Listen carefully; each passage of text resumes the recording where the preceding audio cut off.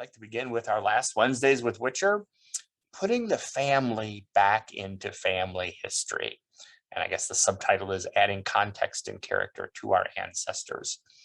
So I have mused for years, and about halfway through my career, which is still an exciting and wonderful career here in the Genealogy Center, I really had an epiphany of why people are so interested in doing family history. And I believe at the core of my being, the reason why is people are tremendously interested in story. They want to find their story as evidenced and as brought down through the generations by their ancestors. And we know, don't we, from the research that we've done, from the stories that we've read and heard, and the stories we have written as researchers, we know about the power of story. So often, though, I believe that our research could be enhanced by adding context, sort of adding character to our ancestors. Our story is not about begats and begots. Our story is not about just hatched, matched, and dispatched. It's about all the things that happen along, in between those events, along someone's life. It's not just about names and dates and places. Those are the skeletal building blocks upon which we want to layer what our families did, what they experienced, what they thought. That really brings our family stories to life. We say that and have said it for generations. I like to bring my families to life. I like to bring my family stories to life. I like to put flesh on the bones of my ancestors. That's a favorite one of many people, and how apropos close to Halloween. Yes, let's put flesh on the bones of our ancestors. But how do we do that? I think we need to be a little more intentional, and we need to do differently to make, to find, to compile better stories. So let's begin with some foundational pieces. Finding our family stories is at the core of what we do. It really is. Again, the facts, building blocks. And upon those building blocks, we craft stories based on those facts. How do we do that best, right? So I have some suggestions, only two. I call it doing the history and enjoying family documents and artifacts. When I say doing the history, I mean perhaps even pausing, like, let's put this on a couple week pause. I'm not going to go after another record on ancestry or another record on family search. I'm going to look at the history that I can find in books on my bookshelf, in books at my local library, in books in the Genealogy Center, in books online. I'm going to, as I say, do the history. So my family on both sides, paternal and maternal, for several generations, as in 4, 5, 6 generations, came from Southern Indiana.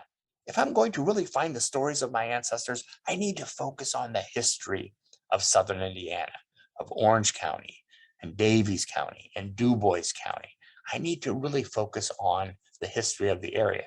Why? Because that's how I'm going to find out what life was like for my ancestors. That's how I'm going to become inspired on what other record groups I might look at to find more information, to put, as we continue to say, flesh on the bones of our ancestor. It's doing the history that allows us to become cognizant of what life was really like. And then a second point I have there, enjoying family documents and artifacts. I use the word enjoying intentionally. Oftentimes people will say researching, preserving, studying. That just sounds so tremendously onerous or hard, or gee, I'm not going to enjoy this at all, but okay, I will do it. That's not, I don't think, our experience when we look at family documents and artifacts. So doing the history and enjoying family documents and artifacts, I think it takes us just a step away from always having to be about find the next record, get back the next generation. Pause and gather the stories, create the context. It is crucial to breaking down the brick walls, and it's crucial to really knowing about your family. So let's set the bar higher. This is a little research oriented, but I want to have this as a foundational component, we can commit to finding, and there's my technical word again, we can commit to finding all the stuff. I love that word, stuff. It means everything possible. Let's commit to finding all this stuff, and let's commit to identifying all the contexts that we can find our ancestors in, that we can place our ancestors in, because that will help us find all the data. Commit to identifying all the contexts to find all the data. There are 5 great contexts in blue on your screen. Don't need to read through those, but you know how important all those contexts are.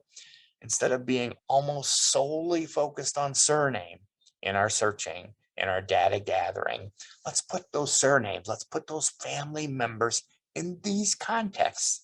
I like to tell people when I'm talking about my own research to beginners or for people who are first starting their genealogical journey, I'm not looking for witchers. I'm looking for German witchers who have had the name misspelled many times. I'm not looking for German witchers. I'm looking for German witchers in Southern Indiana. And I'm not looking for German witchers in Southern Indiana. I'm looking for German witchers in Southern Indiana who are Roman Catholic. And I can go on adding phrases to that because it's the context that's really important in doing, as the bottom of the slide says, reasonably exhaustive research. That is the number one part, the number one element of the genealogical proof standard, the very first part, as I say on the slide, reasonably exhaustive research. It assumes that we're going to examine a wide range of high quality sources. I took that from the genealogical proof standard. If I were writing it for me, I would put in parens high quality sources, because what's a high quality source? I mean, you and I know that intellectually, but really for our purposes, we want to throw a wide net. So we want the high quality sources, and we want to, as skilled practitioners, look at lesser quality sources to see if there are any nuggets buried in there, any threads, any patterns that might give us enhanced context and a better idea of our ancestors and their lives. Doing this, creating context and character for our ancestors, minimizes the probability of undiscovered evidence and too hastily made conclusions. So I think there's good reason for kind of embracing the genealogical proof standard, particularly that first step, reasonably exhaustive research. So don't get too frantic consistently or persistently with our ancestry searching and our Googling, our web searching, our MyHeritage searching, Find My Past. Awesome databases give us lots of facts. Let's pause regularly, frequently, to fill in around those facts so that we get our ancestors' lives and stories. So I've had a great relationship over the pandemic with a couple of individuals with the Indiana Historical Society, particularly their engagement manager, their events outreach, using the terms small letter loosely, Lauren Pechtel.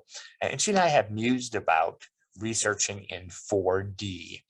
I think it's a wonderful concept. So those of us who have always been about finding the stories and doing the history have talked a lot about 3D. Like, we want to know everything about our ancestor. Figuratively, we want to be able to turn our ancestor around in our minds and know everything from before cradle to after grave, right? Till long after the person's gone and what's going on with the state, etc. So we've always really emphasized 3D. And in a way, and I say this with a smile, that was sort of flawed, because what we should have been doing is researching in 4D, not 3D, but 4D. What is the concept of 4D? It's what I've just been talking about, creating context and character. So we not only want a 3D picture of every ancestor, we want to know the context in which that ancestor lived, laughed, worked, fought, became ill, survived, etc. That's 4D. It's building the context around the person. That really makes our research so much better. Again, it opens our eyes and pathways to new and different records, and it gives us just a better understanding of our ancestors' lives, so we can record and tell that story better. How many of our ancestors who served in the war between the states have personal letters from the soldier to the home front during the war between the states? Of the tens of thousands upon tens of thousands who served? Not many, but you can read the letter of a veteran from the same regiment, from the same company, or even from the same state and get a wonderful idea of what life was like for your war between the states ancestor, even if he never penned a word home or none of what he did pen survives. Doesn't that excite you about, I can learn more about my ancestor by increasing that context? So creating context and character. How do we do that? Um, well, first of all, let's embrace that it really will be enjoyable. Let's don't use words like study, research. That's what we're doing. But we're also putting meat on the bones. We're bringing our ancestors to life. So it's much more enjoyable if we think that way. So we're going to cover quickly because I'm just showing you examples from my own research and from my own musing around. So some of this is from my family history, which I know you're all excited to hear about my family history, or it's just from my musings around on these 5 pretty massive, pretty important sites. Don't worry about writing this down. This program is being recorded. It will be on YouTube in a relatively short amount of time, so you'll be able to watch this over and over again. And for the next 10 minutes, we're going to be talking one by one through all of these. So let's begin quickly by just defining these. Chronicling America, all of these, by the way, are free. Yes, free. Chronicling America is a free website where about 18 million newspaper pages have been digitized through cooperative programs and are hosted at the Library of Congress. It's a decent search engine, and you can find so many newspapers there. And once your appetite gets whetted for newspapers, you'll find newspapers and memory projects from coast to coast. Newspapers are awesome because they chronicle the lives and times of people. And our ancestors are among those people whose lives have been chronicled. It's amazing the amount of detail. Sometimes our mindset is prejudiced with local, contemporary newspapers that are really not local anymore. They're grabbing wire stories. But when newspapers used to be local, birthday parties were listed, who was visiting, who was sick, who missed church on Sunday. And for the purposes of this presentation, they provide wonderful context. What's being built in the community? How's the harvest going? Who's coming to town? Why is there growth? What sports and recreational activities are happening? Oh my goodness. Newspapers are just amazing. Digital Public Library of America, over 44 million digital assets are available for communities across the United States. Why not take a look at those for the communities in which your ancestors lived? A lot of context. And I'll show you some neat things from my family. Neat to me because they brought my ancestors to life. Internet Archive, oh my goodness, again, an amazing resource. Millions upon millions upon millions of digital assets, from books to movies to recordings. Pretty amazing stuff. NUTMUC, or National Union Catalog of Manuscript Collections, that can be a gateway to some pretty amazing things.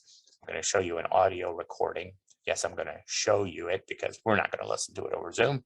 And finally, we'll end up with WorldCat, which led me to an amazing discovery almost 20 years ago when WorldCat was first getting started.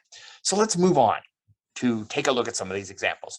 Chronicling America, again, if you look at that sort of toward the top nav bar where my mouse is sort of moving right now, you can narrow what you search, or you can search across all 18 million pages. I would encourage you to narrow. In this example, I narrowed to Pennsylvania, which is still way too broad, but just shows you how to use that narrowing both by place and by dates. And then you can enter a search term. I was just looking for general information just to excite us all again about what kind of great stuff, there's that technical term, stuff we can find in newspapers. So a mass meeting will be held at the First Presbyterian Church Sunday for men. The Ladies' Mite Society of the United Brethren Church is holding a regular monthly meeting. Operations were suspended early yesterday afternoon at the Bridge and Construction Department of Steelworks because of an electrical outage. Someone who's in charge of the endowment fund campaign for Valley College will appear. I mean, this is the stuff. So if you had an ancestor in this town during the time of this newspaper, you can walk figuratively with your ancestor through her or his daily life by pulling that life from the newspaper. Now your ancestor isn't a name in a genealogical data management program or on a group sheet. You can actually walk with your ancestor. I could read historic newspapers all day, every day, and then I wouldn't have a job. So that wouldn't be a successful strategy. Gangs of men reporting to repair roads damaged by recent floods. That's the headline, and that's the first story. But quickly look down the page. Someone's retiring as tax collector because of poor health. Someone's visiting relatives. Someone's returning back from having a pleasant visit with relatives. The Athletic Association of the public schools has organized and elected their officers, and there's the officers. And here's more about a program that raised enough money that they could actually buy a piano, and the participants in the program are listed toward the bottom right of that slide in that paragraph. I mean, again, you can walk with your peeps. I enjoy looking at advertisements and what's a big deal. This looks like an advertisement, but it's really not. It's a story reporting that, oh my goodness, this particular city highway department has purchased this 2-ton truck, which around the date of this paper, that was a big deal. That was a really big deal. Moving on to the digital public library, almost 45,000 as of 6 o'clock this morning. Digital assets available for free use. A lot of them can be directly downloaded from the site. So I put in, because I know you're all interested as well, in Du Bois County, Indiana, my home county for both sides of my family for many generations. And you basically get a rolling list for however long you'd like to go through the list. If you don't narrow it down through better search terms or more precise search terms, you'll get hundreds of results. Sometimes I like to cast the net wide. So if I get several hundred results for a county, instead of boiling that down real quickly, I like to go through the first 3-4 screens just to see what might catch my eye, what term, what place, what name, what event might trigger, oh yeah, I ran across that in my research a number of days, weeks, years ago. And so we're just going to scroll down through these: post office, a number in a soil survey, this particular slide, Memorial Hospital, the high school in Du Bois County, the Jasper High School, big times in Jasper County. Here's where it touches me, and it's made an impact on my story. So my paternal grandfather died before I was even born, died before my parents were married. Some of you may have heard me in the past talk about Valentine Witcher. When I was a tiny kid, I thought Valentine was a cool name. When I was a teenager, I was like, thank goodness my parents didn't name me Valentine. But he died before I was born, so he's always been a mystery to me, right? As a little kid, it's like, well, why do I only have one grandpa? Oh yeah, the other one died. I wonder what he was like. I wonder what he did. And even though this is just a little piece of his life, so in those long obituaries of the early to mid 20th century, it said that he died after a couple days in the Memorial Hospital in Jasper.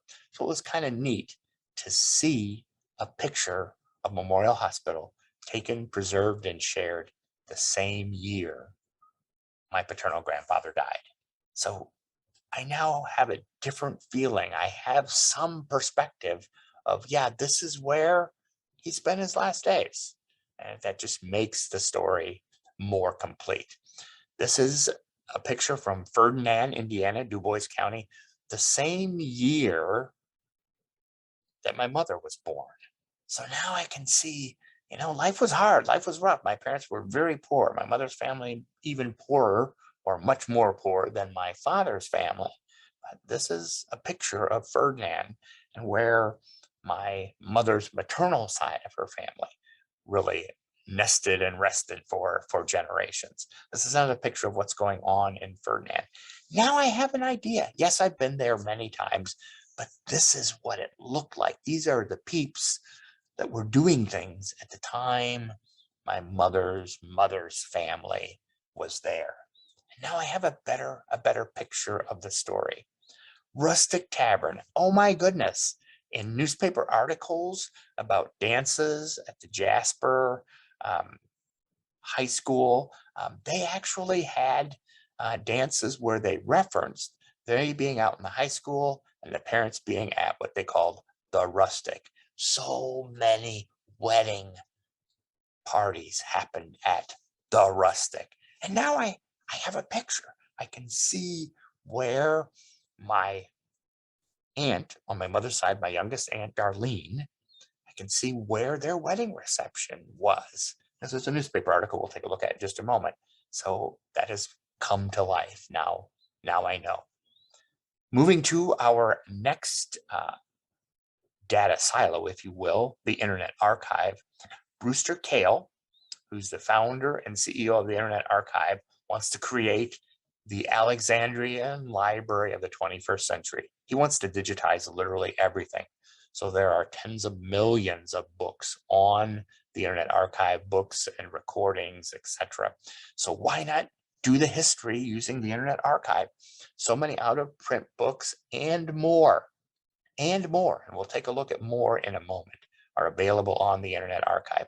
Why not look for those that touch your ancestors' ethnicity, occupation, geographic area? There's so much rich information. So I did some searching just quickly on Irish immigration, United States. Came up with almost 400 hits, which is a modest number of hits, too big for some people to look through. You can narrow that search. There's always facets on most, I shouldn't say always, but on most websites, there are facets on the left-hand side that allow you to narrow your search a little bit. But I found a couple that I thought were interesting. Irish immigration to the United States. What a neat little book that talks about the history of Irish immigration. And it has enough detail in there that, again, depending upon when our Irish ancestors may have come to this country, what were they doing? What were they involved in? We can create what life was like for them in our genealogical reports by reading these historical contexts that are very ethnic groups specific. I love this one. I absolutely love this one.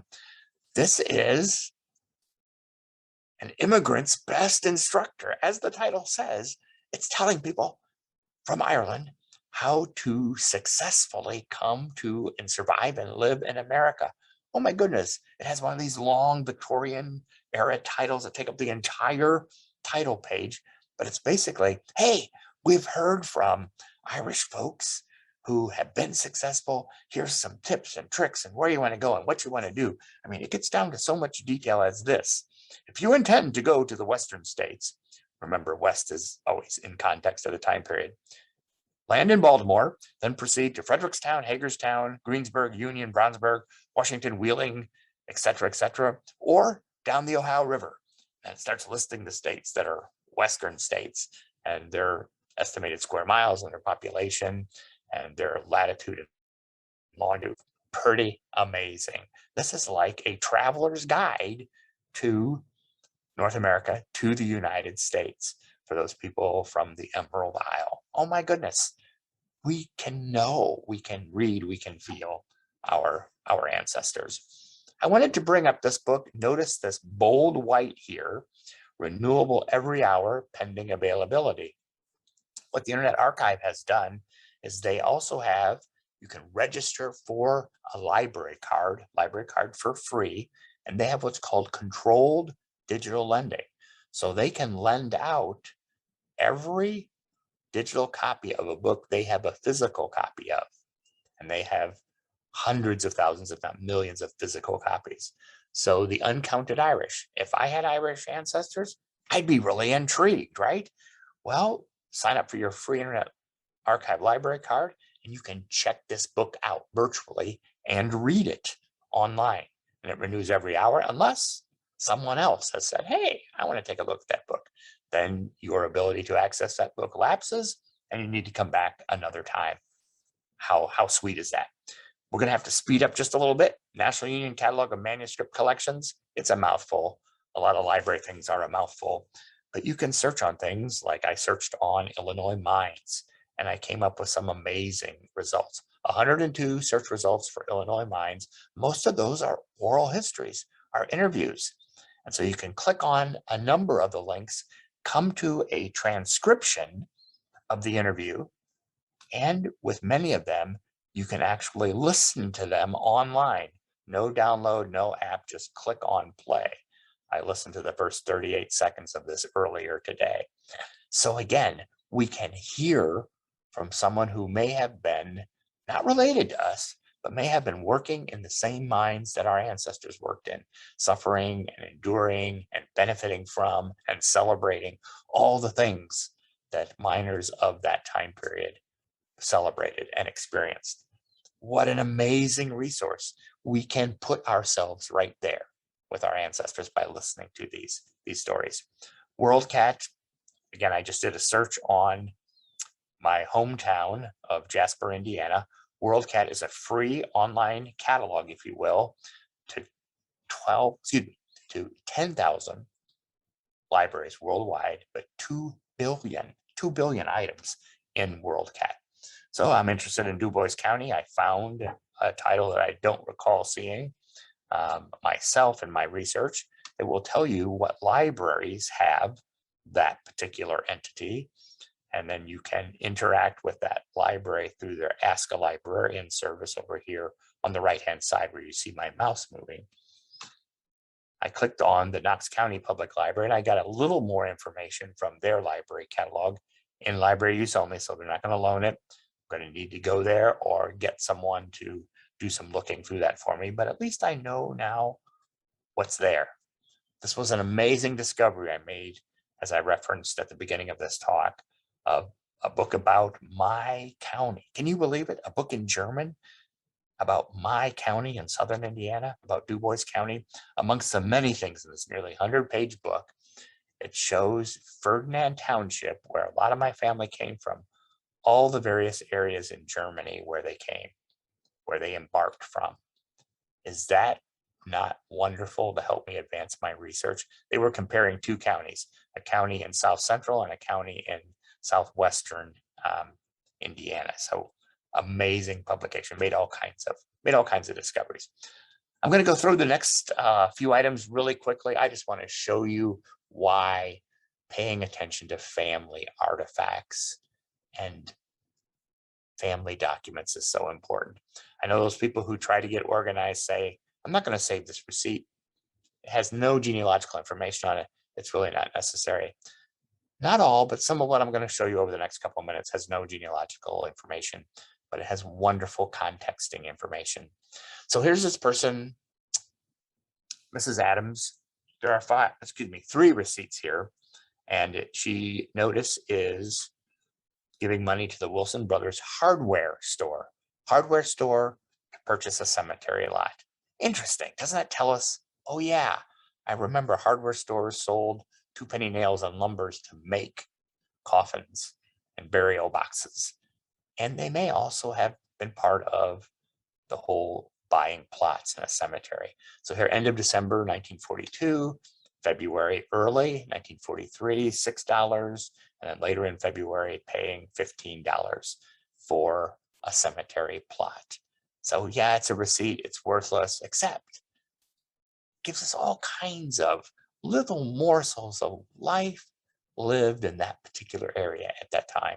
If we had ancestors around the World War II time period, we now know a little bit about how people were buried in that town. My father-in-law's grade card, my sons had the best grandfather in the world with my father-in-law, just amazing. He loved music, and so it was always interesting to me.